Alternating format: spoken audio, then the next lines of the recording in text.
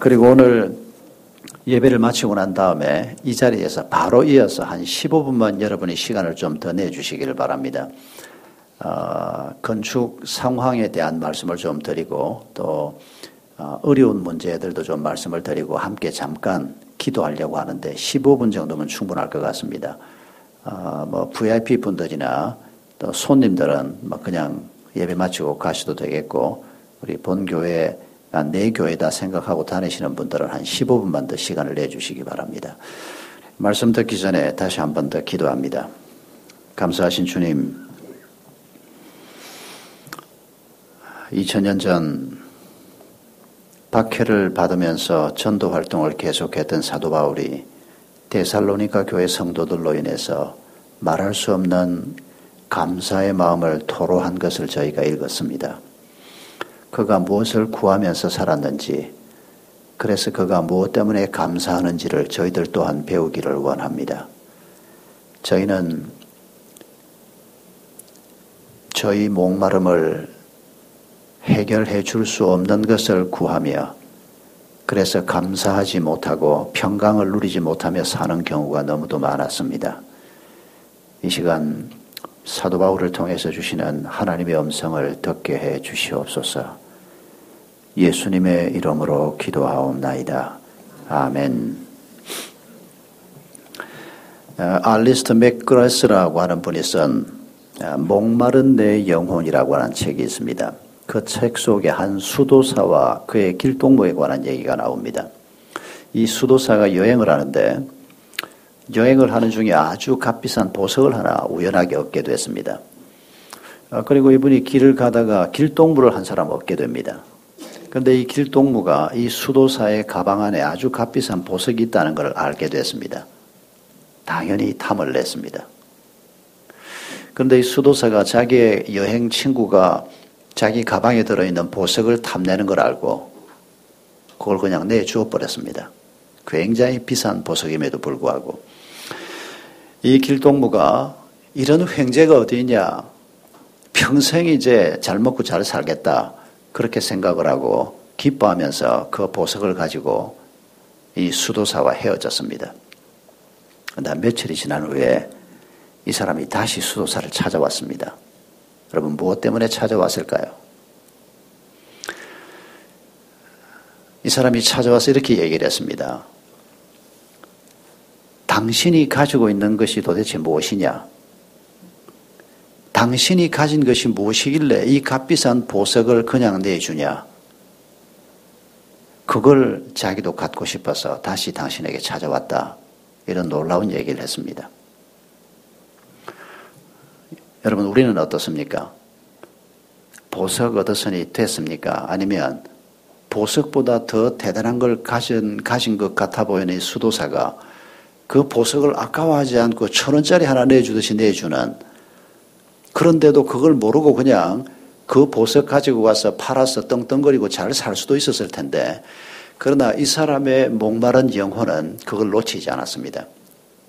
그리고는 와서 도대체 당신 속에 뭐가 있길래 이 귀한 거를 내주고도 아까워하지도 않고 나도 그걸 갖고 싶다. 그렇게 찾아온 것입니다. 여러분 세상에 이런 것이 있다고 생각하십니까? 평생 먹고 살 돈, 보석, 보물 그거 있으면 됐지 뭘 또 구한단 말이냐. 그렇게 생각하는 분이 오늘 이 자리에 계시면 참 잘 오셨습니다. 당신을 환영합니다. 그러나 당신은 아직 그리스도인은 아닌 것 같습니다. 그리스도인은 세상에 우리 눈에 보이는 보석보다 훨씬 더 엄청난 보석을 가지고 있는 사람들입니다. 완전히 가졌다고 말할 수는 없을지 몰라도 그게 뭔지를 알고 그걸 맛보기 시작했고 그걸 소유한 사람들을 우리가 그리스도인이라 성경이 그렇게 부릅니다. 도대체 그런 게 뭘까? 여러분 우리가 사도 바울이 데살로니가 교인들을 두고 감사하는 내용을 묵상해 보면서 여러분 우리가 무언가를 감사한다는 것은 평소에 뭘 갈구하고 살았느냐 하고 깊은 관계가 있습니다.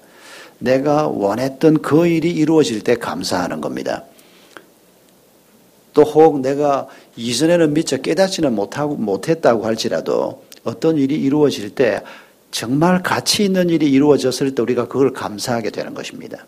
우리가 바울의 감사의 내용, 특히 데살로니가 교회를 두고 그가 감사하는 내용을 우리가 한번 살펴보면서 바울이 평소에 보석보다 더 귀한 것, 어떤 걸 갈구하고 살았던가, 그리고 그의 전도를 받은 데살로니가 교회 성도들이 보석보다 더 귀한 사람들이 정말 가져야 할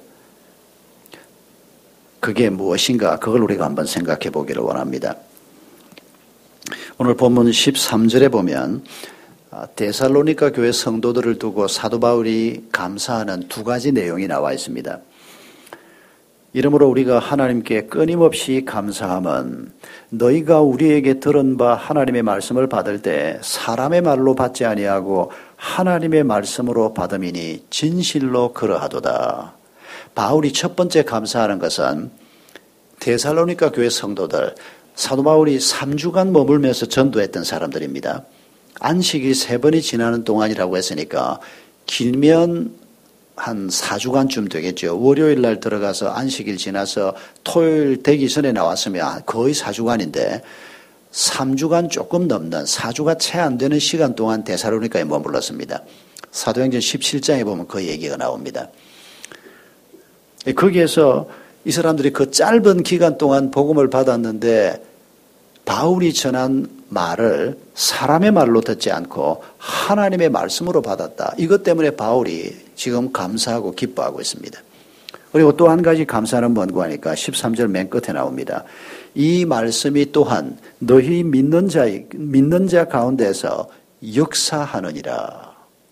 여러분, 이 두 가지 감사를 우리가 한번 마음속 깊이 한번 좀 새겨보십시다. 사람들이 하나님의 말씀을 듣습니다. 사람을 통해서 전달받습니다. 책을 통해서 전달받거나 여러 가지 통로를 통해서 전달을 받습니다. 데살로니가 교인들은 바울을 통해서 전달을 받았습니다. 바울 같은 사람을 통해서 전달을 받았으면 나도 진작 믿었지. 어디 허접한 사람이 전도를 해가지고 내가 그걸 그때는 못 믿다가 세월이 이렇게 지난 다음에야 믿지 않았느냐? 아닙니다. 그건 별로 동의할 수 없는 생각입니다. 여러분, 사도 바울도 데살로니가 사람들에게 대단한 인물이 아니었습니다. 그냥 어디서 헐러 들어온 키도 조그만하고 허리도 굽고 머리는 대머리고 이런 양반이 하나 찾아와가지고 자기들이 지금까지 들어본 적이 없는 예수 그리스도에 관한 얘기를 했습니다. 이 사람이 데살로니가가 마게도냐 지역의 지방 수도였습니다. 인구가 한 20만쯤 되는 대도시였습니다. 로마가 100만이었고 예루살렘이 그 당시에 한 3만 내지 4만 정도 됐던 걸 생각하면 데살로니가가 얼마나 중요한 도시였는가를 우리가 알 수가 있습니다. 그런 큰 도시에 와서 사도 바울이 복음을 전했는데 바울이 전하는 그 말씀을 성령의 감동을 받으면서 이분들이 이게 저 한 사람, 저 철학자, 저 학자가 전해주는 말이 아니고 하나님이 우리에게 주시는 말씀이다. 이렇게 받았다는 것입니다. 이걸 두고 지금 사도 바울이 이전에 자기가 바로 이 경험을 했지 않습니까? 자기 눈앞에 나타난 빛으로 나타난 예수 그리스도, 그분이 바로 하나님의 아들인 것을 경험했던, 그리고 자신의 삶의 변화를 경험했던, 그리고 자신의 삶의 목적을 정했던 이 바울이 동일하게 지금 자기를 통해서 데살로니가 교인들에게 이런 일이 일어나고 있는 것을 감사하고 있는 것입니다. 여러분, 우리가 신앙생활을 할 때 이 두 단계를 반드시 거치게 되어 있습니다. 우리가 처음에 하나님의 말씀을 듣습니다. 예수 그리스도는 죄 없는 하나님의 아들입니다. 예수 그리스도는 성령으로 잉태했습니다. 예수 그리스도가 이 땅에 오신 것은 자신의 죄값 때문이 아니고 우리의 죄값을 치르기 위해서 십자가의 길을 가셨습니다. 이런 성경 말씀을 여러분 처음 들을 때 이게 얼마나 엄청난 말입니까, 이게? 또 이게 얼마나 말이 안 되는 소리입니까? 이거 받아들이는 게 쉽지가 않습니다. 그런데 우리가 1차로 믿음의 길에 들었을 때 1단계로 성경이 우리에게 말하는 바를 이걸 동의하는 것입니다. 이게 하나님의 말씀으로 받아들이는 것입니다. 이 단계까지 이미 오신 여러분을 정말 수지맞은 무드로 축복합니다. 아직까지 이 단계까지는 못 오고 정말 이게 그런가 하고 고심하는 단계에 있는 여러분 또한 이미 이 축복의 자리에 반쯤 들어오신 겁니다. 여러분 창세기 19장 14절에 보면 소돔 땅에 살고 있던 롯의 사위들 얘기가 나옵니다. 하나님께서 소돔 고모라가 너무 악한 성이어서 멸망을 결정을 했습니다. 그리고 아브라함에게 일러주고 아브라함을 통해서 롯에게 하나님의 메시지가 전해졌습니다. 롯이 자기 사위들에게 이 성이 곧 멸망당한다. 하나님께서 내게 말씀해 주셨다. 이 성을 빠져나가자. 네 아내들과 함께 빠져나가자. 그런 메시지를 롯이 사위들한테 가서 전합니다. 그런데 그 사위들이 창세기 19장 14절을 보면 뭐라고 반응을 했습니까? 농담으로 여겼다 그랬습니다. 여러분 이게 말이 되는 소리입니까? 장인 영감이 와가지고 여러분 그때 롯이 얼마나 진지하게 그 얘기를 했겠습니까? 자기 자식 아닙니까? 자기 딸들의 남편이면 자기 자식입니다. 그리고 이 성이 망한다는 것을 롯은 하나님을 믿는 사람이었기 때문에 확신하고 있었습니다. 머지않아서 하루 이틀 혹은 사나흘 안에 이 성이 멸망할 것인데 지금 나와 함께 빠져나가지 않으면 너희는 다 죽는다. 멸망당한다. 여러분 그 얘기를 희죽희죽 웃으면서 그 얘기를 했겠습니까? 얼마나 진지하게 얼마나 마음을 다해서 그 얘기를 했겠습니까? 그런데 이 롯의 사위들이 그 말을 가볍게 여기고 장인의 말을 받아들이지 않았습니다. 인간의 말로 받아들인 겁니다. 그걸 하나님의 말씀으로 받았으면 당장 보따리를 싸서 아내들을 데리고 나왔어야 될 거 아닙니까? 결국 그들은 나오지 못하고 롯과 딸들만 나와서 구원을 받는 얘기가 창세기 19장에 기록되어 있습니다. 사도행전 26장에 보면 사도 바울이 아그리빠 왕에게 전도하는 얘기가 나옵니다. 사도 바울이 로마로 체포가 돼서 지금 압송당하는 과정에 있습니다. 그때 아그리빠 왕 앞에 서게 됩니다. 죄수의 신분으로 높은 자대 위에 앉아있는 아그리빠 왕 그리고 베스도 총독 그 지역에서 최고의 권세를 가지고 있는 사람들이 죄수 바울을 지금 내려다보면서 죄수 신문을 하고 있는 중입니다. 그런데 그 신문하는 중에 사도 바울이 아그리빠 왕을 향해서 이렇게 얘기합니다. 그리스도가 고난을 받으실 것과 죽은 자 가운데서 먼저 다시 살아나사 이스라엘과 이방인들에게 빛을 전하시리라 이런 얘기를 죄수의 입장에서 왕을 향해서 합니다. 아그리빠가 너무 기가 막혀서 정작 아그리빠 자신은 아무 말도 안 하고 있는데 옆에 앉아있던 베스도가 한 말씀 하십니다. 뭐라고 말했습니까? 바울아, 네가 미쳤구나. 네 많은 학문이 너를 미치게 했구나. 여러분 베스도라는 사람 또 아무 말도 못하고 있는 아그리빠라는 사람 입장이 충분히 이해가 될 겁니다. 우리도 다 전에 그런 사람들이었기 때문입니다. 무슨 저런 말도 안 되는 소리를 하나 정신이 나갔냐? 이전에 여러분 복음 전하는 사람을 향해서 그렇게 말해본 적 없습니까? 이게 말이 안 되는 소리지 않습니까? 예수라고 하는 분이 그저 우리하고 똑같은 인간일 거라고 생각했는데 그 예수가 하나님의 아들이고 메시아고 그는 죄 없으신 분이고 그가 죽었는데 그가 죽은 십자가의 죽음이 나의 죄값을 사하는 죽음이다. 그가 다시 살아났다. 여러분 이게 얼마나 엄청난 말입니까? 믿는 것이 쉽지 않습니다. 우리가 스스로 힘으로 믿을 수 있는 것도 아닙니다. 성령께서 은혜를 주시고 하나님께서 은혜를 주셔서 우리가 마음이 열리고 그 복음을 받아들였습니다마는 베스도가 네가 미쳤구나 바울아. 공부를 많이 하더니 네가 결국 미치고 말았구나. 여러분 세상에 많은 사람들이 아그리빠나 롯의 사위나 오늘 우리 주변에 있는 사람들까지도 하나님의 말씀을 들을 때 그걸 하나님의 말씀으로 받지 못하기 때문에 멸망하는 것입니다. 그 말씀을 하나님의 말씀으로만 받는다면 그래서 행동하기 시작한다면 여러분 사람들은 새로운 삶을 살 수 있게 되어 있습니다. 이전에 우리가 경험했던 그 보잘것없고 열매 없고 평안도 없고 두려움에 가득 차 있고 욕심에 가득 차 있던 그 삶을 우리가 청산하고 완전히 새로운 길, 평강의 길로 들어설 수가 있는 것입니다. 그런데 항상 문제가 사람의 말로 듣는 겁니다. 우리 푸른매 자매가 초등학교 3학년짜리가 진화론을 주장을 하고 참 소가 웃을 소리입니다만 그러나 소가 웃지 않습니다. 왜냐하면 진화론이 너무 당당하게 온 세상 사람들의 마음을 석권하고 있기 때문에 진화론을 주장했던 찰스 다윈이 졸업한 캠브리지 대학에 가면 이 사람을 얼마나 위대한 사람으로 존중하고 있는지 그 학교 출신 중에서 제일 뛰어난 사람이 찰스 다윈이라고 그러고 다른 사람은 사진을 식당에 좀 붙여놨는데 초상화를 붙여놨는데 찰스 다윈은 그 아주 아름다운 정원 옆에 이 좌상을 만들어 가지고 따로 구별해서 세워놓았습니다. 창의적인 건 맞습니다. 이 세상을 보고 인간을 보고 인간의 기원을 보면서 종의 기원이라고 하는 책에서 찰스 다윈이 지금까지 누구도 생각해 보지 못했던 기발한 아이디어를 가지고 인류의 역사를, 인류의 시작점을, 모든 존재하는 것들의 시작점을 논의하기 시작한 것은 참 창의적이긴 합니다. 그러나 여러분 그건 하나님의 말씀과 너무 거리가 먼 얘기입니다. 우연히 뭐가 하나 생기고 그게 자꾸 진화를 해서 그것도 그냥 진화를 해서는 아메바가 뭐 식물이 나오고 동물이 나오고 그중에 이렇게 기가 막히게 생긴 인간이 나오는 것은 그냥 진화해가지고는 안 되니까 이게 무슨 아주 막 특별한 진화가 그냥 계속 일어나는 사실 그걸 가만히 들어보면 참 비논리적임에도 불구하고 많은 사람들이 그 진화론의 매료가 되는 겁니다.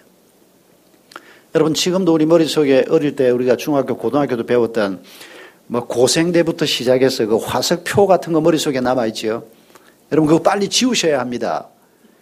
그 화석표는 실제로 옛날 퇴적물에서 고생대 때는 이런 게 나오고 중생대 때는 이런 게 나왔구나 한 결과물을 가지고 그걸 만든 게 아니고 진화론 논리를 가지고 이 진화론 논리를 가지고 생각하면 앞으로 퇴적물 속에서 이렇게 나올 거다 하고 가상으로 만든 겁니다. 그런데 그걸 가상이라고 말하지 않고 진짜로 나온 것처럼 우리가 다 배웠지 않습니까?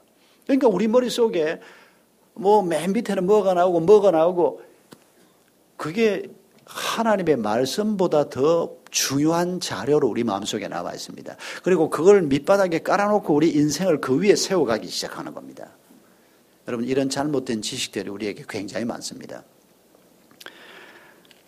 여러분 반면에 느헤미야 같은 분을 생각해 보십시오. 느헤미야는 주전 6세기에 남북 이스라엘이 완전히 다 멸망하고 난 다음에 많은 사람들이 바벨론 포로로 끌려갔습니다. 그때 끌려간 사람들의 후손이 느헤미야였습니다. 이스라엘을 멸망시킨 바벨론은 페르시아에게 멸망을 당했습니다. 페르시아가 통치하고 있을 때 페르시아 황제의 척근 인물이 느헤미야였습니다. 어떻게 그런 높은 자리까지 올라갈 수 있었는지 참 놀라운 일입니다만은 미국 이민 간 사람들이 한 100년 지나고 난 다음에 대통령 핵심 척근 인물 중에 하나가 되는 사건하고 비슷한 사건입니다. 술 맡은 관원이 된 겁니다. 황제 척근 중에 척근입니다. 하루에 한 20시간 가까이 황제 옆에 붙어서 있고 황제에게 조언하고 황제가 마시는 모든 술은 이 사람이 맛보지 않으면 절대 왕이 먹을 수가 없고 척근 중에 척근입니다. 그런데 이 느헤미야가 수산궁에 있으면서 잘 먹고 잘 살고 엄청난 권력을 누리고 매일 페르시아 황제하고 얼굴을 마주대야 하는 페르시아 전 제국에서 가장 막강한 인물 중에 하나였는데 그가 고국 이스라엘의 소식을 듣습니다. 예루살렘으로 돌아간 다른 분들의 소식을 듣습니다. 성벽을 쌓다가 성벽 공사가 주변 사람들의 방해로 제대로 공사 진행이 안 되고 불탄 자리가 그냥 남아있고 이런 소식을 들으면서 가슴 아파합니다. 아니 자기가 살아본 것도 아니고 10년 20년 전 떠나온 것도 아니고 100년도 더 된 옛날에 떠나왔던 그것도 자기 할아버지의 할아버지가 떠나왔던 여러분의 할아버지가 살았던 데가 어딘지는 아십니까? 그 마을이 지금 어떻게 되어 있는지는 아십니까? 그런데 그런 땅을 두고 거기에 성벽 공사가 제대로 안 됐다고 그 소식을 들으면서 가슴 아파하는 이 사람이 누굽니까 도대체? 그런 마음을 누가 주신 겁니까? 하나님이 주신 거 아닙니까? 내가 왜 이런 얘기를 듣고 이렇게 슬퍼하지? 이러다가 암 걸리면 안 돼. 기분 좋게 살아야지. 야, 술 한잔 가져와. 그러고는 먹고 깨끗이 잊어버릴 수도 있는 그러나 이 사람이 그러지 않았습니다. 하나님이 들려주시는 그게 말씀이든지 그게 무엇든지 간에 하나님이 들려주시는 소식에 대해서 민감하게 반응하면서 하나님의 마음을 느끼고 하나님의 음성을 듣는 사람의 대표적인 모습이 바로 느헤미야입니다. 나중에는 그 소식을 들으면서 안타까워하면서 금식하면서 기도하지 않습니까? 무너진 조국을 위해서.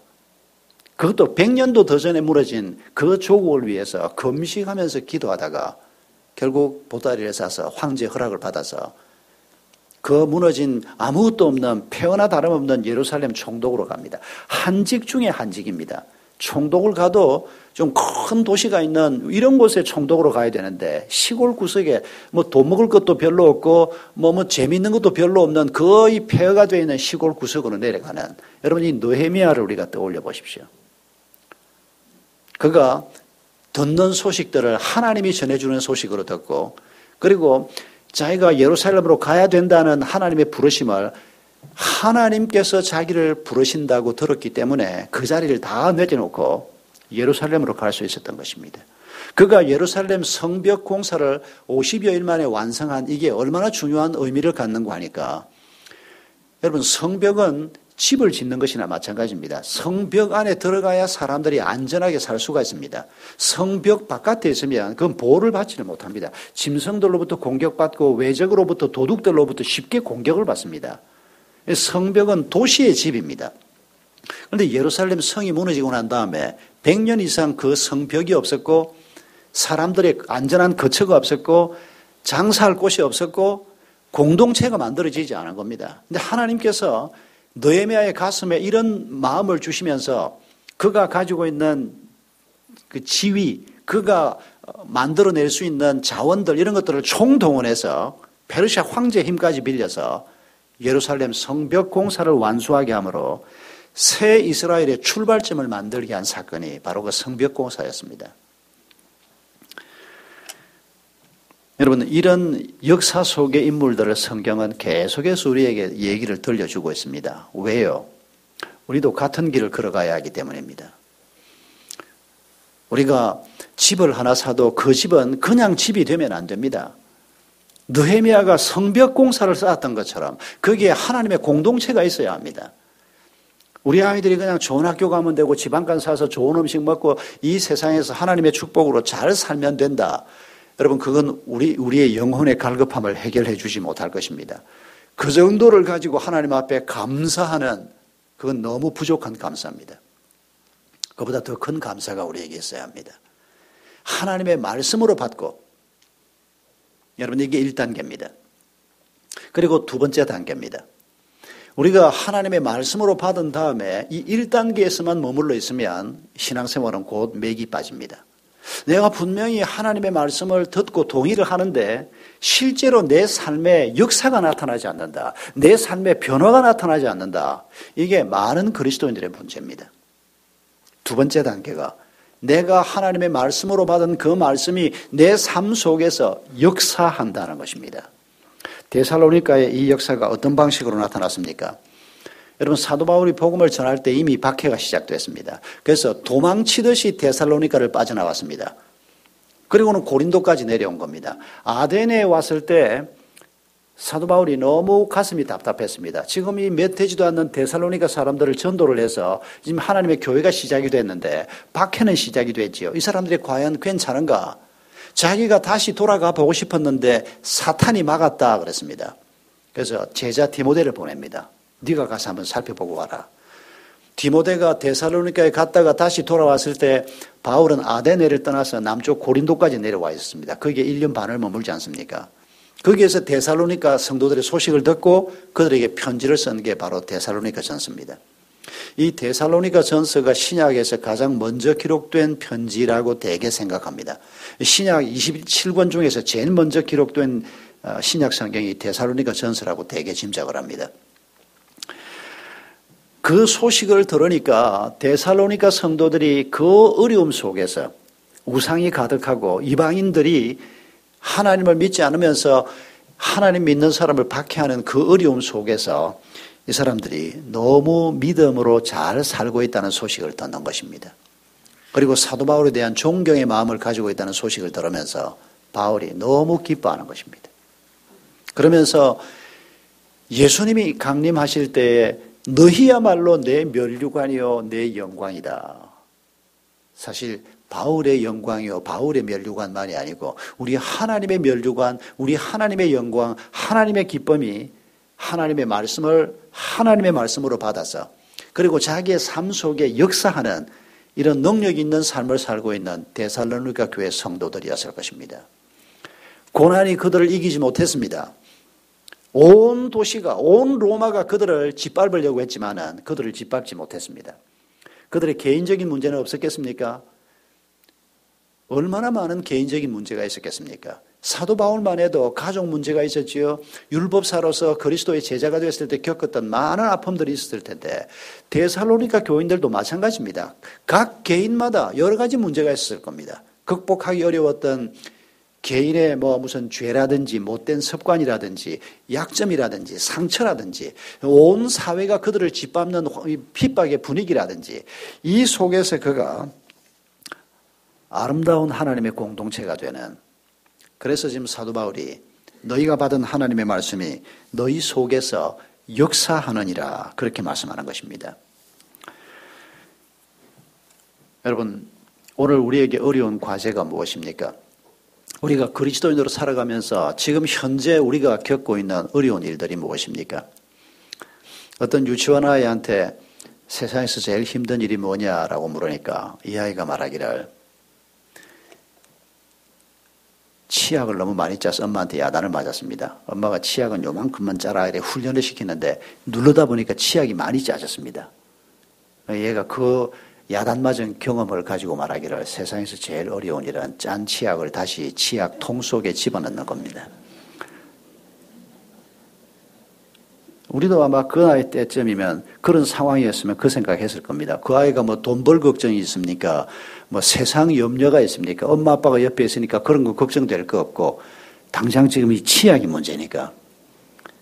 중학생 아이한테 너는 인생에서 힘든 일이 뭐냐 물으면 아마 모르긴 몰라도 그 아이들 중에 어떤 아이들은 하나님도 시험 치는 거 참 힘들어 하시겠죠. 이렇게 답할 가능성이 많습니다. 젊은 청년에게 인생의 어려운 문제가 뭐냐 물으면 변심한 애인의 마음을 돌리는 것, 그렇게 답할지 모르겠습니다. 여러분, 우리 각자에게 어려운 일이 있습니다. 그리스도인이 된 다음에도 우리에게 어려운 일이 있습니다. 부부간의 문제를 풀어가는 게 어렵습니까? 자녀들이 나는 어쩌다 예수를 믿었는데 자녀들이 아직 하나님의 사람이 되지 못한 거 어떻게 도와야 될 것인가? 이거 보통 힘든 과제가 아닙니다. 우리 인생에 여러 가지 문제들이 있습니다. 그러나 여러분, 데살로니가 교회 성도들이 하나님의 말씀을 하나님의 말씀으로 받을 뿐 아니라 그 말씀이 실제로 삶 속에서 역사하게 되는, 만약 우리가 이런 동일한 경험을 하게 된다면 우리가 믿는 것이 믿는 것으로 끝나는 게 아니고 말로만 끝나는 게 아니고 말의 고백만으로 끝나는 것이 아니고 실제 우리 삶 속에 역사하기만 된다면 오늘 우리가 안고 있는 어려운 문제들도 우리가 다 넉넉하게 해결할 수 있을 것입니다. 어떻게 하면 우리가 받은 하나님의 말씀이 내 삶 속에 역사하는 말씀이 될 수 있을까요? 첫째는 순종입니다. 하나님의 말씀을 하나님의 말씀으로 받은 다음에 순종하는 것이 가장 중요한 핵심입니다. 예배의 자리로 나오느라 예배의 자리에 와야 됩니다. 친구 왔다고 빠지고 이래서 빠지고, 예배의 자리에 오는 것은 아주 중요한 순종의 대표적인 예라고 할 수 있습니다. 우리가 목장 모임을 열심히 하는데 소수의 사람들이 모여서 지난 한 주간 내가 경험한 하나님은 이런 분이다라는 것을 나누는 이 자리는 이 예배의 자리하고는 또 다른 아주 친밀한 하나님이 우리의 삶의 자리에 나타나는 여러분 특별한 자리인 것을 여러분 아시기를 바랍니다. 아유, 목장 열심히 가도 그런 거 없더라. 그럼 그렇게 만드셔야지요.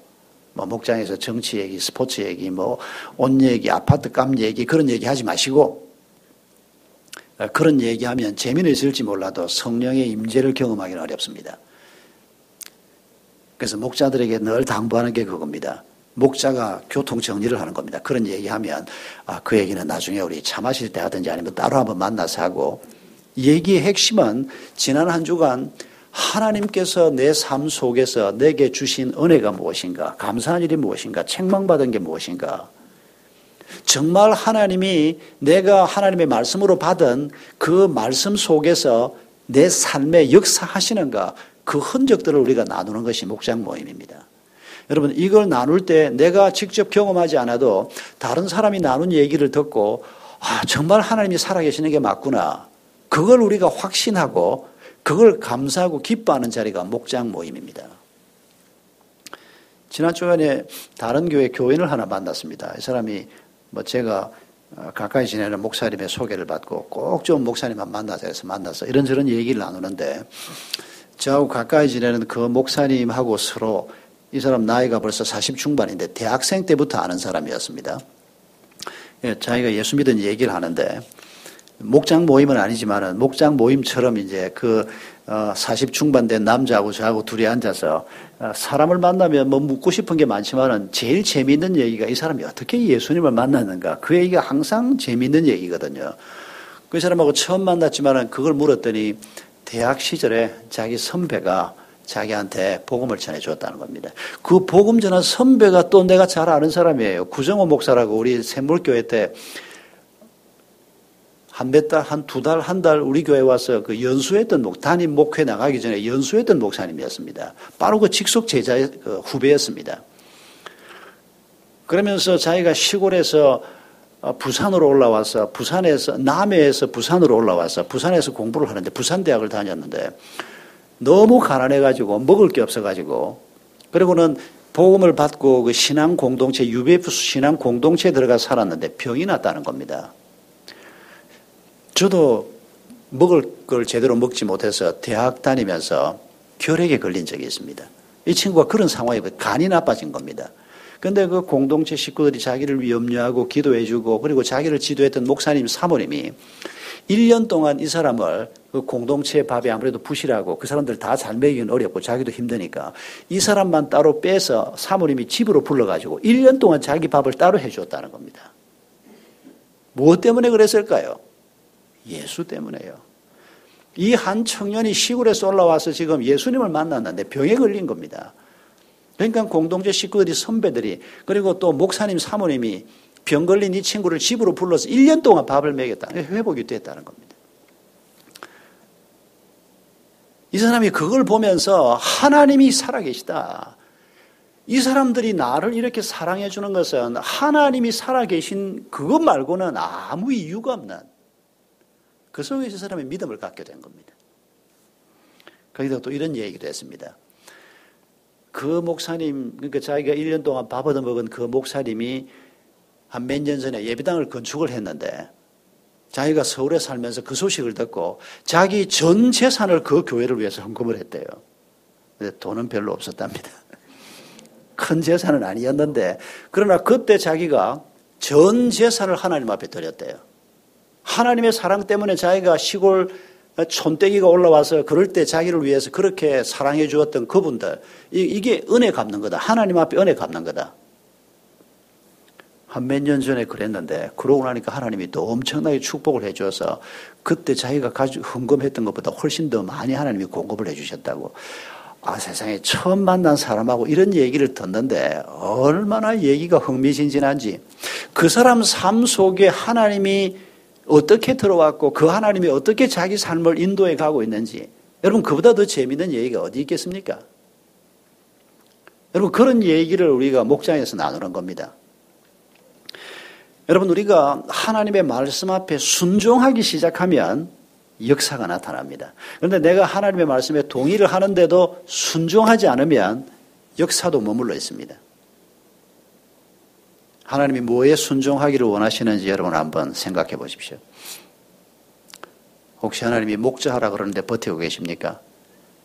다음 주일에 우리가 교사를 좀 모으기 위해서 지금 다음 세대 주일 그러는데, 교사가 절대 부족한데도 교사 할 만한 분들이 여기 보니까 눈에 막 띄네요. 지금 보니까 근데 막 교사가 없어서 쩔쩔맵니다, 지금. 여러분, 아까 우리 푸른 자매 아이 얘기 들으셨죠? 엄마가 애도 썼겠지만은, 목장에서도 애를 썼겠지만은, 주일학교에서 그 어린 아이들하고 하나님의 말씀을 나누면서 아빠를 잃은 그 초등학교 3학년짜리가 엄마 때문이 아니고 내가 이제 예수 믿는 사람이라. 여러분, 이런 역사가 우리 가문에서 일어나야 하는 겁니다. 우리 아이들 삶 속에서 일어나야 하는 겁니다. 어떻게 해요? 우리가 헌신할 때, 순종할 때, 한 사람의 순종으로 말미암아 그 가문에 또 한 사람의 삶 속에 이런 놀라운 역사가 반드시 일어나게 되는 것입니다. 데살로니가 성도들을 두고 얘기할 때 그들에게 성령의 기쁨이 공급된다는 얘기를 바울이 하고 있습니다. 여러분, 그 힘들게 신앙생활 하시던 분들이 성령이 공급하시는 기쁨을 누린 게 뭘까를 한번 떠올려 보십시오. 오늘 우리가 뭘 하나님이 주시면 기뻐할까? 지난 한 주간 동안 제가 방금 말씀드린 그 사람 전에 전혀 몰랐던 사람인데도 그 사람 얘기를 들으면서 이야, 정말 하나님이 놀라우신 분이구나. 참 시골에서 올라온 한 청년이 지금 이렇게 놀라운 하나님의 사람으로 그리고 자기 삶을 온전히 헌신해서 비즈니스를 하면서도 무슨 내가 이 선교사를 보는 기분이었습니다. 그 비즈니스의 목표가 돈을 버는 게 아니고 그 자기가 지금 비즈니스를 하면서 그걸 통해서 어떻게 하면 그리스도인으로 내가 살아갈 수 있을까? 정말 참 귀한 분이었습니다. 하나님이 우리에게 그런 마음을 가지고 살게 하실 때 우리가 느끼는 기쁨 말입니다. 그 사람이 자기가 돈을 많이 벌어서 기쁘다 그런 얘기를 하는 게 아니고 보니까 돈도 많이 벌었어요. 그 후에 자기가 하는 일을 통해서 굉장히 창의적인 일을 많이 하면서 돈도 많이 벌었는데 그걸 다시 재투자한 얘기를 하는데 가만히 들어보니까 그 재투자가 단순히 돈을 벌기 위해서가 아니고 자기가 하고 있는 일을 통해서 어떻게 하면 한 사람이라도 더 하나님 앞으로 돌아오게 할 것인가, 이 가치를 가지고 재투자를 계획을 하는. 여러분, 우리가 선교사로 헌신하거나 교역자로 헌신하는 사람이 특별한 사람이 아니고 우리 모든 그리스도인이 바로 그런 가치를 위해서 살아야 하는 겁니다. 그런 가치를 위해서 살 때 하나님이 공급하시는 기쁨이 있는 겁니다. 그런데 우리가 하나님이 주신 가치가 아니고 세상의 가치를 가지고 살 때 돈을 주시면 기쁜데 다른 건 기쁨을 잘 못 느낍니다. 아이가 성적이 올라갔다 그러면 다 기쁜데 아이가 하나님의 말씀을 깨닫는 건 들으면서도 뭐 그런 좋은 일이 있었구나 이런 정도밖에 우리가 만약 못 느낀다면 여러분, 우리가 지금 상태가 문제가 있는 겁니다. 여러분, 성령이 우리에게 기쁨을 공급하십니다. 그 기쁨을 놓치지 말기를 바랍니다. 작은 기쁨 하나를 날마다 사소한 기쁨 하나라도 우리가 그걸 하나님이 주시는 기쁨으로 누리고 살 때 우리의 영성이 민감하게 되는 것입니다. 그리고 더 큰 순종으로 나아갈 수 있는 기초가 만들어지는 겁니다.